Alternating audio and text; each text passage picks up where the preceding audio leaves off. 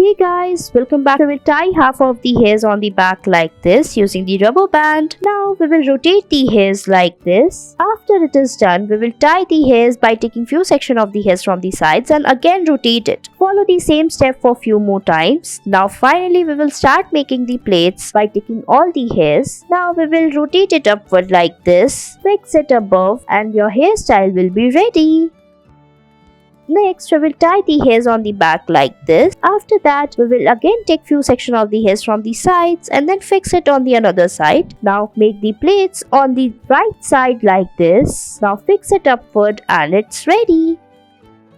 Next, we will take few section of the hairs from the sides and make the plaits like this. Take few section and make the plait. Watch the video very carefully and follow each steps. Now tie all the hairs together by making the plaits like this. Now fold it upward, make a bun and it's done.